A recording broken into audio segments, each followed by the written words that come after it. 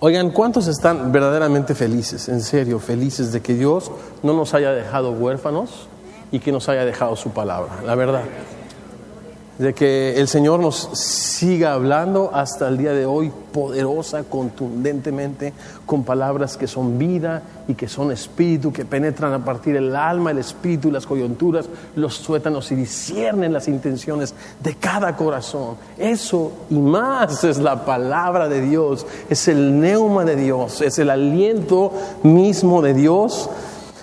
Aquí dice Santa Biblia, ¿no? La palabra Biblia viene del término biblos, que significa libros, porque la Biblia es un conjunto de 66 libros, curiosamente. Son 66 libros escritos alrededor, entre 1600, un poco más de años. Más de 40 autores intervinieron en esta colección de libros. Y es interesante porque en la historia de la literatura universal no existe una colección de libros, no digamos 66 libros, pongámosle unos 10, así que para cerrar los números, ¿no? No digamos escritos por 44 hombres, por 5 hombres, no en un periodo de 1600 años, sino en un periodo, digamos, de 5 años. Que todos los libros hablen de un mismo tema, que hay una misma armonía en el pensamiento y que todos hablen una misma cosa. Hoy abres un libro de cualquier tema, por sencillo, por común, y cuando digo común me refiero a un tema no controversial, sino a un tema que todos reconocen, ¿no? Que todos ven, que todos aceptan. Es imposible que 5 autores, 3 autores, 2 autores, ¿a poco no decimos cada cabeza es un mundo? Pero esto no lo inspiró, no lo escribió una cabeza humana. La Biblia dice que los santos, hombres de Dios, han sido inspirados por el Espíritu Santo. Y es muy interesante que esta Biblia le han hecho pruebas de todo tipo, históricas, arqueológicas. Los acontecimientos en ella narrados tienen registro arqueológico, tienen registro histórico. Me encanta este rollo de que no dice, y érase una vez un día en el pueblo de nunca jamás, ¿no? Esto no lo vas a encontrar en la Biblia. La Biblia, vez tras vez, tiempo tras tiempo, cada día más con más contundencia, la arqueología reconoce que la Biblia tiene razón. Pruebas científicas, por ejemplo, en relación a que el hombre fue creado de la arcilla. Los investigadores han reconocido que los minerales y los gases contenidos en la arcilla son los mismos minerales y gases que conforman el cuerpo humano. Interesantes cosas muy interesantes como la condensación de las nubes en el libro de Job, la circunferencia de la tierra, miles de años, ¿verdad?, de que Cristóbal Colón viniera y cruzara el charco. La palabra de Dios decía que Dios está sentado sobre el círculo de la tierra. Se las estoy antojando, pero esta es mía, vean la suya. Y por cierto, si alguien no trae Biblia, si nos levanta su mano, con mucho gusto vamos a prestarles una. Y si no tienen una, pues qué caray, pueden llevársela, pero si tienen una, pues no sean gallos, no se la lleven, ¿no? Entonces ahí está Daen. Me da risa Daen porque traduce del inglés al español el sermón ahorita en 2 segundos, pone la tramoya, reparte Biblias y vende mole los domingos. A sus órdenes. Ok. Bueno, pues ahora sí, que pasando a deportes celestiales, hoy estamos comenzando el estudio, la lectura de un nuevo libro de los 66 libros de la Biblia, que es una carta. Bueno, pues ya sabes, como es un conjunto de libros, hay libros históricos, hay libros poéticos, hay libros proféticos, ¿no? Los de mayor contenido profético se le llaman profetas mayores, los de menor contenido, pues menores, pero no es por importancia ni por tamaño, sino por contenido, ¿no? Dentro de los libros poéticos están los salmos, los escritos de Salomón, Eclesiastés, cantares históricos. Están las cartas también de los apóstoles Pablo, Juan, Santiago, Pedro y demás. Así es de que son bastante géneros. Hoy vamos a comenzar una serie basada en la primera carta del apóstol Juan, casi al final de sus Biblias, poco antes de llegar a Apocalipsis, que es el último libro ahí puesto en la Biblia. Vamos ahí a Primera de Juan. Esta carta se dice que fue escrita alrededor del año 80, 90 después de Jesucristo, esto es a finales del primer siglo. No solamente en nuestras Biblias este libro se ubica al final de nuestras Biblias, sino efectivamente fue de los últimos libros que fueron escritos que conforman toda la revelación de Dios, la palabra de Dios. Es una carta, pero curiosamente esta carta no tiene un remitente, no dice yo, Juan, apóstol de Jesucristo, ¿verdad? Como en el caso de Pablo. No presenta un remitente con claridad, ni tampoco un destinatario, pero sí podemos ver que es el apóstol Juan el autor, porque por ejemplo usa sus 3 palabras favoritas, y esta carta se divide, fíjate, de una manera natural en esas 3 palabras que representan los 3 temas favoritos del apóstol Juan, que es la luz, el amor y la vida. Capítulo 1 y 2 nos hablan de la luz de Dios, capítulos 3 y 4 nos hablan del amor de Dios, y capítulo 5 nos habla de la vida de Dios. De manera que pudiéramos bosquejar esta carta así. Capítulo 1, experimentando la luz de Dios. Capítulos 3 y 4, experimentando el amor de Dios. Capítulo 5, experimentando la vida de Dios. Este apóstol Juan es conocido como el discípulo amado. De hecho, él se presenta así, como aquel a quien Jesús amaba, y no creemos de ninguna manera que el Señor hubiese hecho acepción de personas, porque la Biblia nos dice que para Dios no hay diferencia. Por una parte todos pecamos, pero por otra parte por todos Jesucristo murió. A todos nos ama el Señor. Él se dice aquel que Jesucristo amaba porque él sabía y estaba convencido del poderoso, profundo, real amor de Dios para él. Y ¿sabes qué? Se lo había apropiado al punto de hasta se quedaba dormido así de pechito con el Señor, y le acompañó ahí al pie de la cruz. Fue el único de los discípulos que estuvo ahí. Pero no siempre este fue un hombre tierno, amoroso. Juan más bien fue conocido como hijo del trueno. Ahora sí que sin agraviar a los presentes, ¿verdad? Ahora sí que así le puso el Señor. No está usted para saberlo, yo para contarlo, pero así le puso el Señor. Así le decía, hijo del trueno.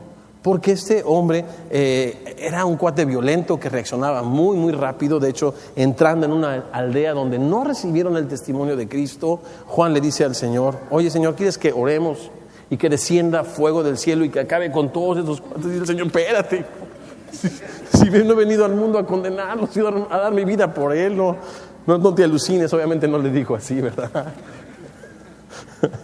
Pero esto reflejaba a este hombre. Se hizo viejito, parece ser que es de los discípulos de Jesucristo el que más vivió, murió así lleno de días, y tenía como los gatos 7 vidas. Fíjate que dice la tradición y la historia, no está registrado en la palabra de Dios, hago énfasis en esto, no es un dato inspirado, no, y por lo tanto no es un dato que podamos decir que esto es cierto así, pero dice la tradición, y lees los libros, y si tú lees acerca del apóstol Juan, se dice que él murió desterrado en una isla llamada Patmos, porque les digo que tenía 7 vidas como el gato. A este cuate lo trataron de hervir en aceite, y no es que no se dejó, sí se dejó, pero no se quemaba. Así como Daniel en el foso de los leones, el Señor estuvo con él, ¿verdad? Asimismo, Este cuate, dice la tradición, que no se quemaba, y lo único que pudieron hacer con él es desterrarlo en una isla llamada Patmos, donde escribe la revelación de Jesucristo, el Apocalipsis de Jesucristo también. Increíble libro que algún día en Casa de Luz lo vamos a estudiar con la ayuda de Dios, si Dios lo permite.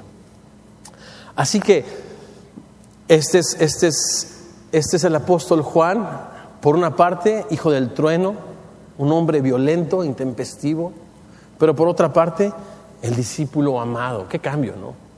Qué facetas tan interesantes. Y cuando tú lees su carta, te encuentras con una verdad amorosa. La Biblia dice que son duras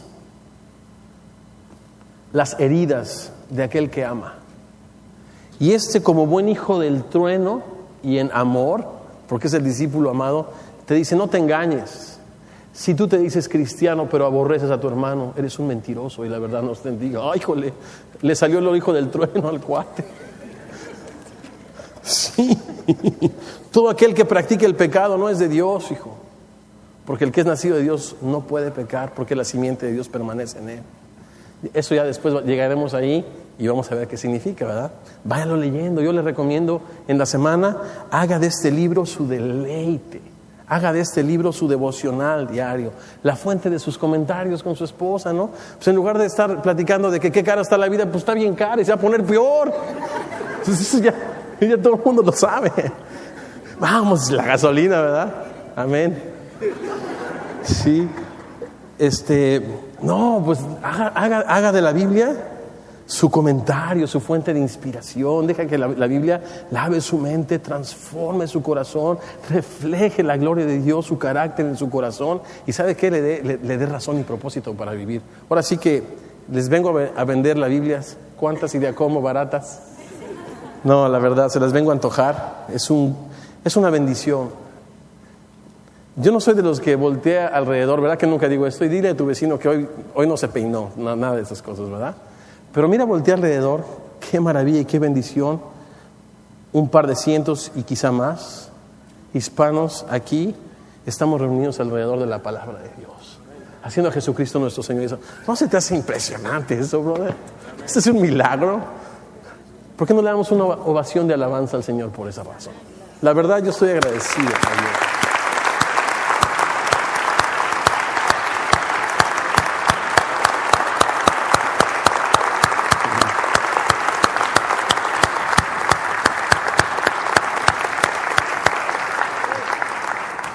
Pues ahora sí, sin más preámbulos, abramos ahí nuestras Biblias en Primera de Juan, 5 capítulos. Y le hemos puesto, les decía, a esta serie la Biblia en blanco y negro, porque así presenta estas verdades, contrastantes totalmente. Cristo o anticristo, luz o tinieblas, obediencia o desobediencia, amor o aborrecimiento. Estamos aquí en el capítulo 1, pues, y voy a dar lectura a los versos del 1 al 4, que son los únicos versos que esta tarde vamos a compartir. Lo que era desde el principio, lo que hemos oído, lo que hemos visto con nuestros ojos, lo que hemos contemplado y palparon nuestras manos tocante al verbo de vida, porque la vida fue manifestada, la hemos visto y testificamos y les anunciamos la vida eterna, la cual estaba con el Padre y se nos manifestó. Lo que hemos visto y oído, eso les anunciamos para que también ustedes tengan comunión con nosotros. Y nuestra comunión verdaderamente es con el Padre y con su Hijo Jesucristo. Estas cosas les escribimos para que vuestro gozo sea cumplido. En esta mañana vamos a hablar de la persona de Jesucristo. Este es el prólogo de la carta. Y el prólogo de la carta, si tú te fijas, de bastantes maneras, de diferentes formas, habla de la persona de Jesucristo. Por ejemplo, el primer término que usa está en el versículo 1, que dice lo que era desde el principio. Al final del versículo 1, que dice verbo de vida. En el versículo 2 dice vida. También dice vida eterna. Después en el versículo 3 dice lo que hemos visto. Al final del versículo 3 nos dice con claridad a quién se refieren todos estos términos y nos está hablando de su Hijo, del Hijo de Dios, Jesucristo. Todos esos términos Juan los usa para describir la persona de Jesucristo. De manera que el mensaje central en este prólogo es Jesucristo. Y no pudiéramos usar otro mejor momento que este para hablar de la persona de Jesucristo. Vamos a hablar de su origen, vamos a hablar de su manifestación. En tercer lugar, vamos a hablar de su anuncio y finalmente su propósito. Su origen, su manifestación, su anuncio y su propósito. Su origen, versículo 1, lo que era desde el principio. La Biblia registra 3 principios, no es que sean 3 diferentes principios, es el mismo principio puesto de manera diferente. Y curiosamente, ninguno de esos 3 principios habla de en el momento que el Señor creó los cielos y la tierra. Habla de ese principio, no registra exactamente cuándo fue este principio. Algunos teólogos le llaman a este principio la eternidad pasada, ¿verdad? Génesis 1:1 lo describe así: en el principio Dios creó los cielos y la tierra. Juan capítulo 1 versículo 1 lo registra así: en el principio existía el Verbo, y el Verbo era con Dios, y el Verbo era en sí mismo Dios. Todas las cosas por Él fueron hechas, sin Él nada de lo que ha sido hecho fue hecho. Entonces, este principio del que está hablando Primera de Juan no está hablando del arranque de la creación, sino ese momento en la eternidad pasada, por llamarlo de alguna manera. Este no es un término bíblico, ni se lo aprendan, ¿no? Ni se lo aprendan. Memoricen la Biblia, metan a su corazón la palabra de Dios, pero por describirlo de alguna manera. Este momento en la eternidad donde Jesucristo ya existía en comunión con el Padre, porque Él y el Padre son una y la misma cosa, la misma esencia, la misma naturaleza. El Verbo, dice ahí, Primera de Juan, capítulo 1 de Juan, el Verbo era Dios. Así es de que nos dice la Biblia categóricamente, a pesar de que muchas sectas pseudo cristianas que a veces hasta tocan a nuestra puerta nos dicen que Jesucristo es un ser creado pero que no es Dios, la Biblia atribuye eternidad a Cristo. En el principio era lo que era desde el principio. Ya vimos cuál es el sujeto, lo fuimos siguiendo y está hablando de Jesucristo. Atribuye eternidad, pero si quieres yo te voy a llevar con más claridad al profeta Miqueas en el capítulo 5 verso 2, donde mira cómo la Biblia atribuye eternidad a Jesucristo y dice: pero tú, Belén, el lugar donde nació el Señor, ¿verdad? En Belén. Pero tú, Belén, Efrata, pequeña para estar entre las familias de Judá, de ti me saldrá el que será Señor o gobernador o aquel que domina en Israel. Y escucha esto: y sus salidas son desde el principio, desde los días de la eternidad.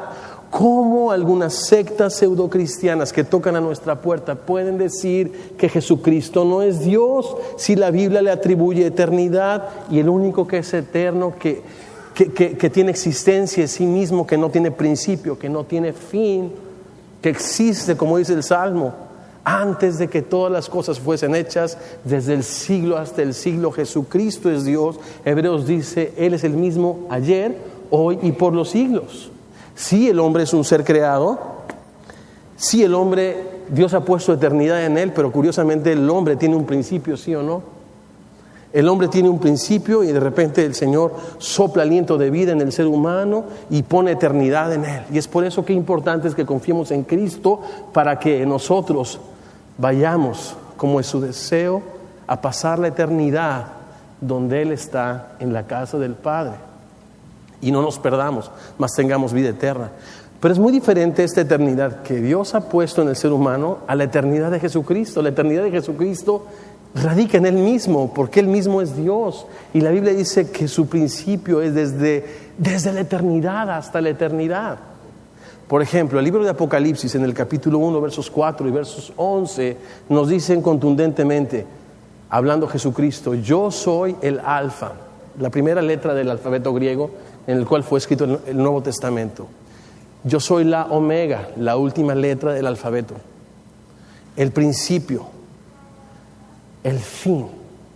El origen, el destino, el principio y el término de todo. La Biblia, pues, atribuye eternidad a Jesucristo. Y aquí, Primera de Juan, nos dice con claridad lo que era desde el principio. Y mira, versículo 1, seguimos leyendo ahí en Primera de Juan. Lo que hemos oído, lo que hemos visto con nuestros ojos, lo que hemos contemplado y palparon nuestras manos, tocante al verbo de vida. En los días de Juan había una filosofía que tenía su origen en los filósofos griegos, Platón, etcétera, y más allá en las religiones persas. Esta filosofía era llamada gnosticismo, con G, de esta palabra gnosis, que significa conocimiento. Para los gnósticos, la única esperanza para que la humanidad fuese salva, ¿verdad?, de su situación de muerte y oscuridad, en la que todo el ser humano da testimonio y todas las religiones dan testimonios de que vivimos, ¿verdad? Porque el ser humano sabe que algo nos falta. Esta filosofía de los gnósticos decían: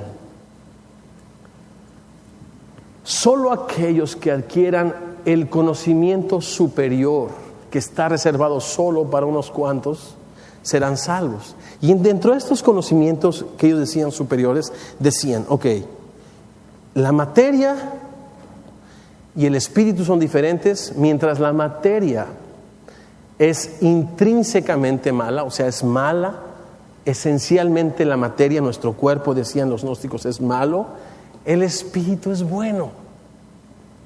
El espíritu esencialmente del ser humano es bueno. Y curiosamente que sin ser muchos de nosotros gnósticos queremos eso. No, pues yo la verdad no le he hecho nada mal a nadie. Si robo, adultero y a lo mejor lastimo mi cuerpo con un par de drogas, pero en mi corazón soy bueno. Como que hacemos una diferencia, ¿verdad? Lo que hacían los gnósticos, de que la materia no hay manera de redimirla, no hay manera de rescatarla, no hay manera de restaurarla, mientras el espíritu es esencialmente bueno. Y es por eso que los gnósticos pensaban, no. Jesucristo tuvo que haber sido un fantasma, porque si Jesucristo es Dios, entonces no pudo habitar en un cuerpo como el de nosotros. Y la Biblia dice que si Jesucristo no murió en un cuerpo y resucitó corporalmente, somos los más dignos de conmiseración y de lástima de todos los seres humanos, porque nuestra fe radica en un hecho histórico: la muerte y la resurrección de Jesucristo, cuando Él fue declarado Hijo de Dios con poder mediante la resurrección entre los muertos. De manera que eso es una mentira terrible. Fíjate, por ejemplo, en el capítulo 2, el propósito por el cual Juan escribe esta carta. En el capítulo 2, versículo 26, dice: les he escrito yo esto sobre los que los engañan, estos gnósticos. Les he escrito esto sobre los que engañan. En el versículo 21, mira lo que dice en el capítulo 2.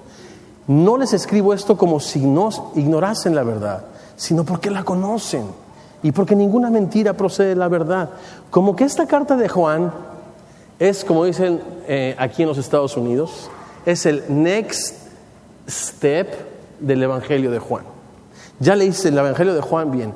¿Creíste que Jesucristo es el Hijo de Dios? Muy bien, la Biblia dice que tienes vida eterna, gratuitamente, desde el momento que has creído en Cristo y has confiado en Él como el Salvador de tu vida. Ahora, ¿cuál es el next step?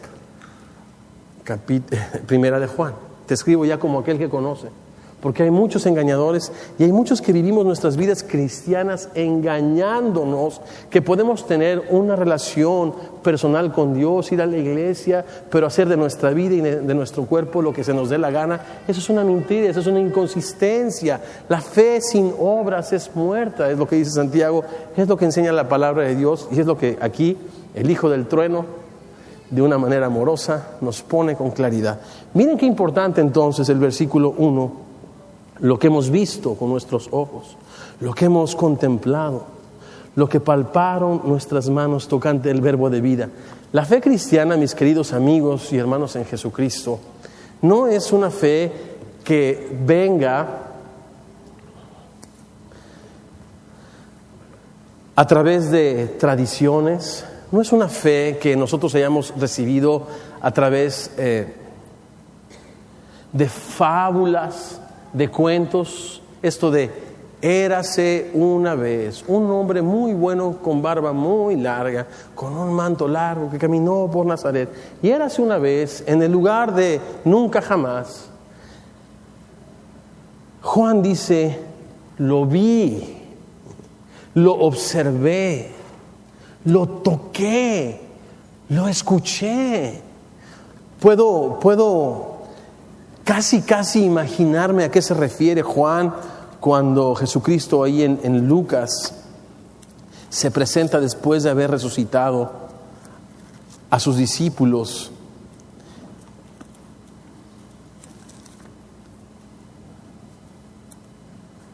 Y les dice, miren mis manos y mis pies, que yo mismo soy. Toquen, vean, porque un espíritu no tiene carne ni huesos, como ven que yo tengo. O como le dice al famoso Tomasito, ¿se acuerdan?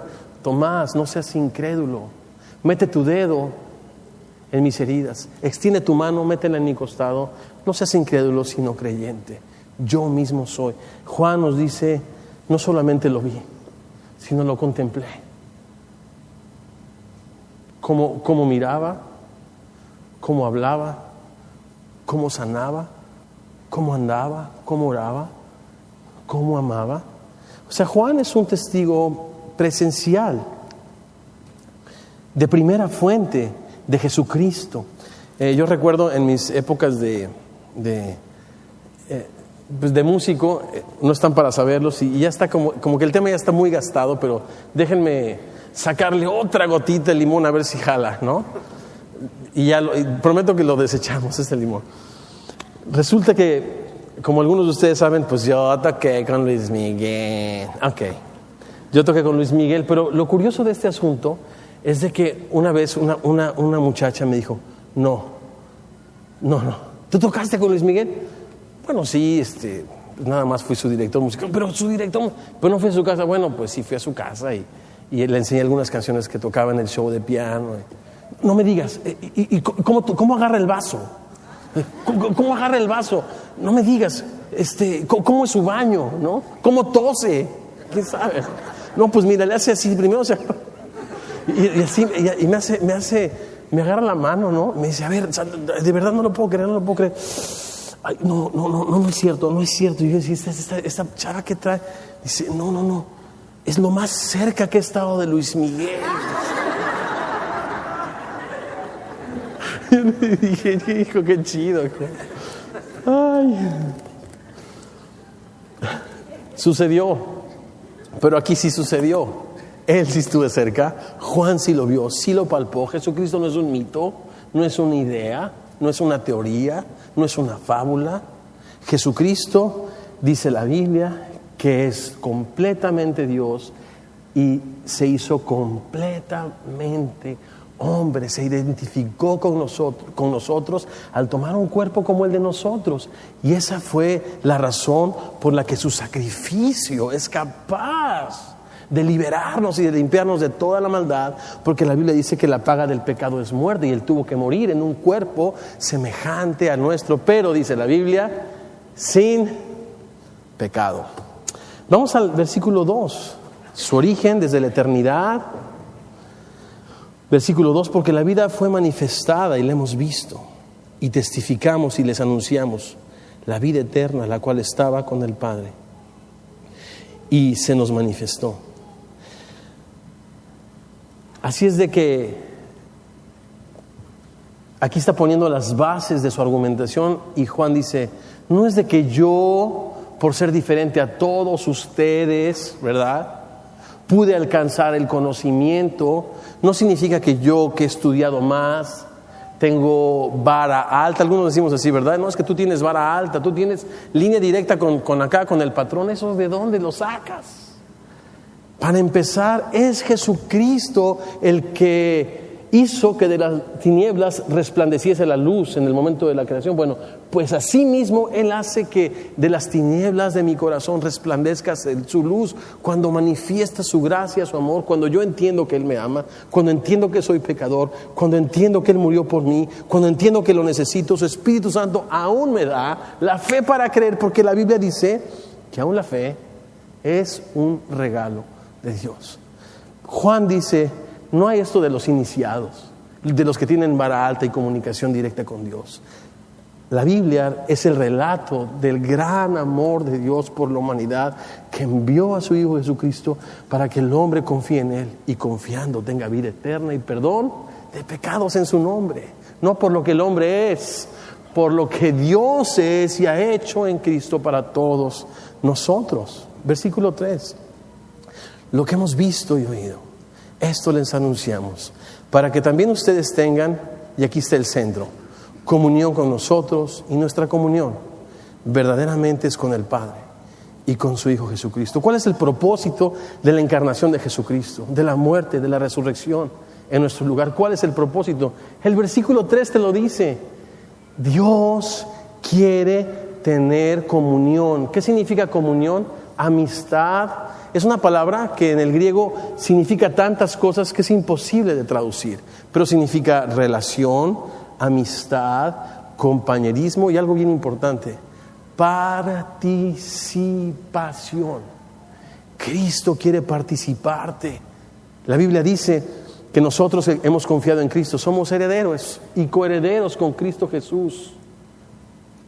Nos quiere participar juntamente con Cristo de todas las cosas, pero sobre todo de su paz, de su gozo, de su amor.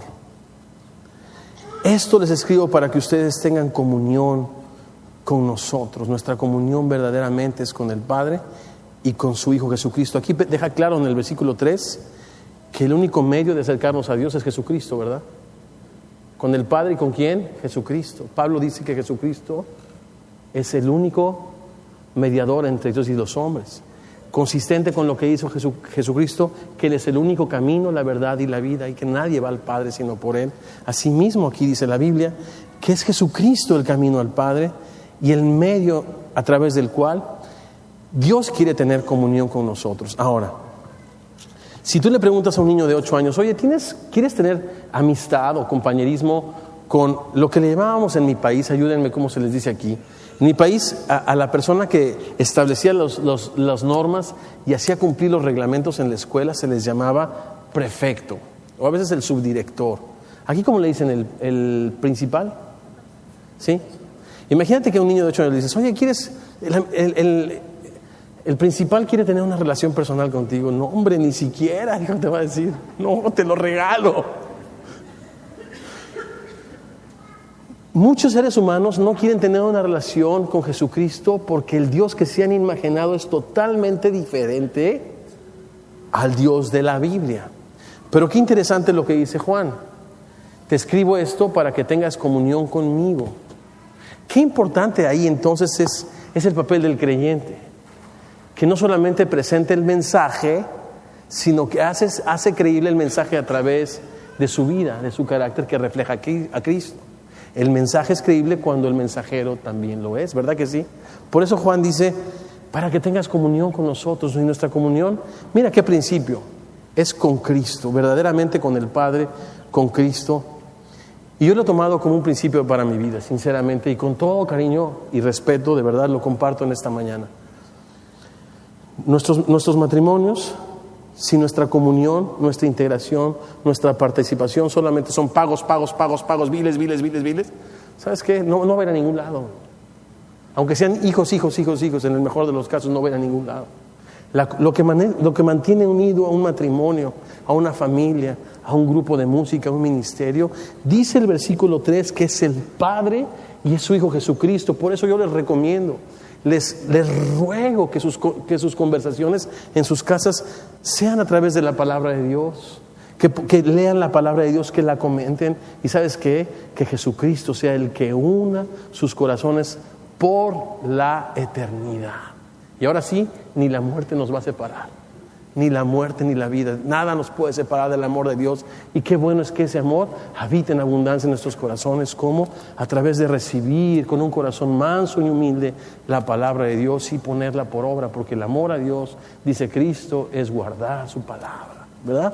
Entonces, que ese amor es el que nos una.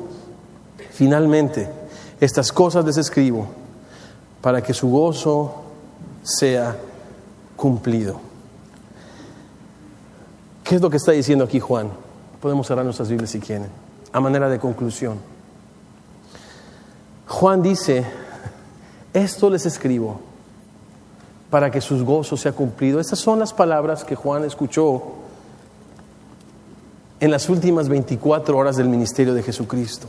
Poco antes de ser crucificado, Jesucristo en Juan 15 dijo, estas cosas les he hablado para que mi gozo esté en ustedes y su gozo sea cumplido.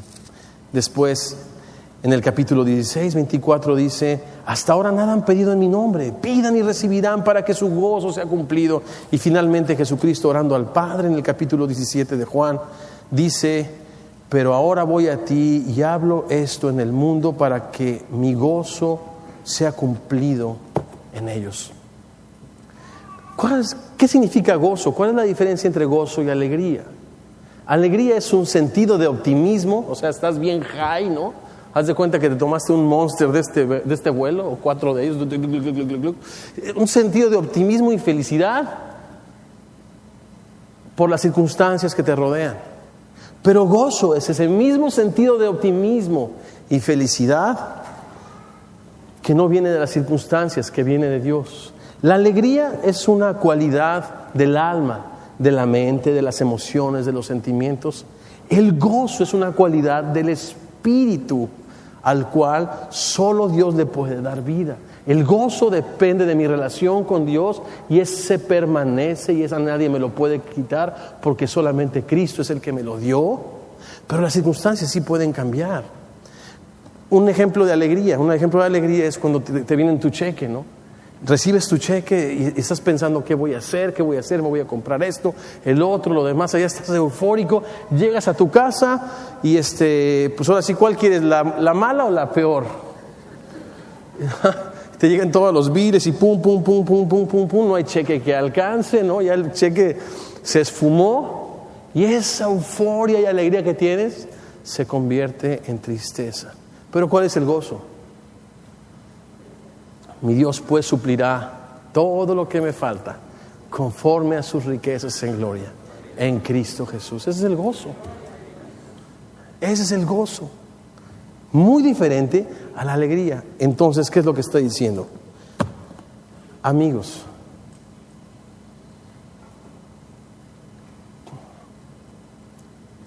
la cosa más importante en este mundo no es una cosa. La cosa más importante en este mundo son las relaciones, pero la relación más importante es la relación que tú tengas con Dios, porque de esa va a determinar el gozo, el propósito verdadero en tu vida.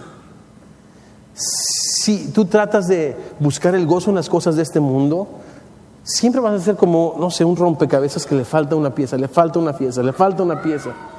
Salomón, que tuvo todo el oro del mundo, lo vio todo, lo escuchó todo, lo disfrutó todo. Salomón dijo, ¿sabes qué? Hay algo que me está faltando.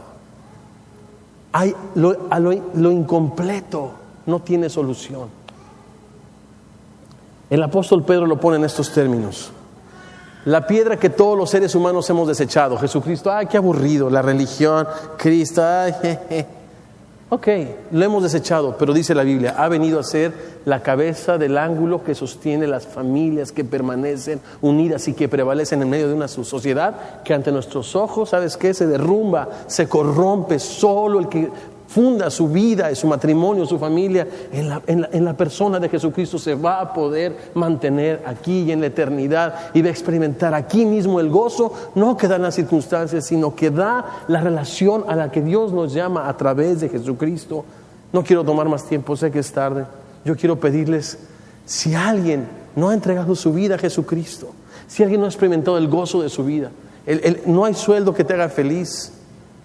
Con respeto, pero has experimentado a lo mejor un hombre y otro, una mujer y otra, un carro y otro. No está en las cosas la felicidad. Está en el origen y el destino de tu vida, en el que te creó y te diseñó. ¿Para qué? Para que le conozcas. Y ¿sabes qué? Tengas el gozo completo en tu vida. La pieza que te falta es Jesucristo. Yo quiero rogarte, ¿no quisieras hacerlo esta mañana, el Señor de tu vida? A través de una sencilla oración de fe y decirle: Señor Jesucristo, reconozco que me amas, reconozco que te necesito. Pues ya está, ¿no? Ven a mi corazón. Déjame conocerte. Hoy recibo tu amor. Perdona mis pecados, límpiame, Señor, y tráeme a tu luz, a tu amor y a esta vida, Señor, que has preparado de antemano para mí. Ayúdame a experimentar, Señor, a partir de hoy el verdadero gozo que está no en las cosas, sino en conocerte a ti. ¿No quisieras hacer esa oración al Señor? ¿Por qué no me lo muestras con tu mano levantada? Me gustaría orar por ti, ahí donde estás en tu lugar. Dios te bendiga, Dios te bendiga. Gloria a Dios, gloria a Dios, gloria a Dios. Me encantaría saludarlos a los que levantaron su mano en el centro de bienvenida, hacer una oración juntos allá, ¿verdad? Pero mientras tanto, ya baja tu mano. Me gustaría guiarte en esta oración. Cerremos todos nuestros ojos. Tú que levantaste tu mano, dile: Señor Jesucristo, maravilloso Dios, es increíble que tu principio es desde la eternidad, y que viniste a este mundo y que te manifestaste, te hiciste visible, te hiciste cercano a mí, Señor, porque sabías que yo no te podía alcanzar y que yo te necesitaba, Señor. Hoy he escuchado que me amas, que me anhelas y que me invitas a tener una relación personal contigo. Señor Jesucristo, yo acepto esta maravillosa invitación a través de mi arrepentimiento, Señor. Perdóname por vivir tantos años lejos de ti. Perdóname por pensar que eras un Dios distante que no se interesaba de mí. Perdóname por yo identificarte con cualquier religión, Señor, y no pensar que eres una persona, la persona que me creó, que me ama y que va a venir un día por mí, Señor. Te abro la puerta de mi corazón. Entra, Señor, a mi vida y dame ese gozo verdadero. Completa el anhelo de mi corazón, Señor, que nada lo satisface. Y hoy creo que solo tú, Jesucristo, el Hijo de Dios, puedes dar razón y significado a mi vida, Señor. Te hago el Señor de mi corazón. Te hago el Señor de mi vida, Señor. Gracias por amarme, perdonarme. Ayúdame a conocerte, Señor. Ayúdame a caminar cerca de ti, Señor. Y todos oramos en este lugar, Señor, agradeciéndote de antemano esa relación, Señor. Si la hemos descuidado, hoy la renovamos. Hoy la renovamos, Señor. Hoy decidimos leer nuestras Biblias, Señor. Hoy decidimos doblar nuestras rodillas, Señor. Hoy decidimos, Señor, reunirnos con nuestras familias, Señor. Porque hemos entendido que lo único que nos va a mantener unidos es tu amor, Señor. Gracias por esta maravillosa relación que como familia de Casa de Luz podemos celebrar, Señor, esta mañana.